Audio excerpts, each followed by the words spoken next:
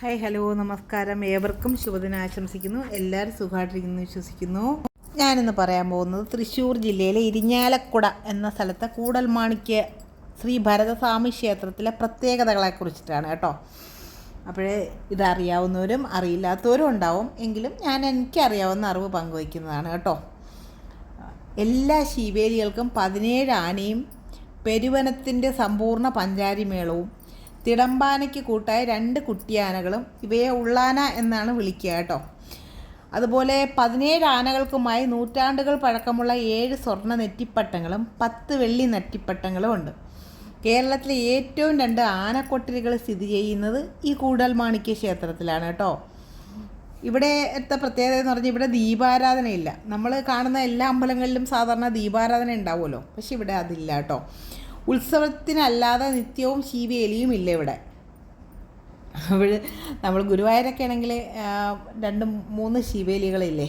അപ്പോൾ രാവിലെ വൈകിട്ട് രാത്രി ഒക്കെ ശീവേലിയില്ലേ.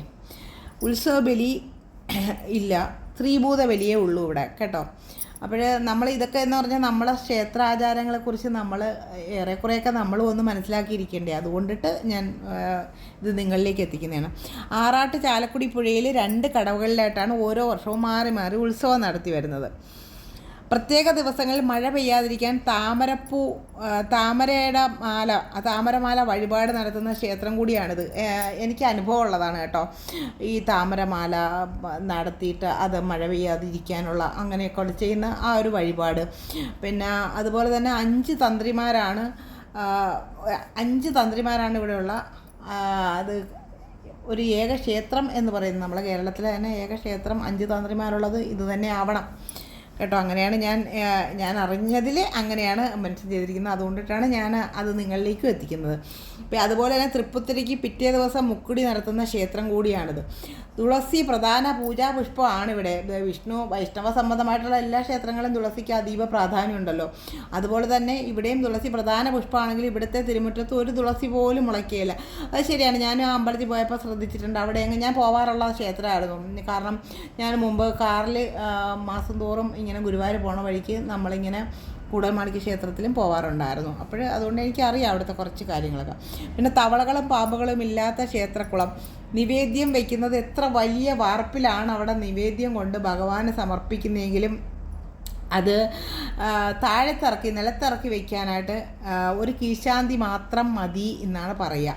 അപ്പോൾ അതിൽ നിന്ന് തന്നെ ആ ഒരു ഭഗവാന്റെ ആ ഒരു ചൈതന്യം അല്ലെങ്കിൽ ആ ഒരു പവർ എത്രത്തോളം ഉണ്ടെന്ന് നമുക്ക് ഊഹിക്കാവുന്നതല്ലേ ഉള്ളൂ. കാരണം എത്ര വലിയ വാർപ്പ് പിടിച്ചു വെച്ചാലും നിവേദ്യം തയ്യാറാക്കി വെച്ച് കഴിഞ്ഞാൽ അത് താഴെ ഇറക്കാൻ ഒരു കീഴ്ശാന്തി മാത്രം മതി എന്നല്ലേ പറയണത്.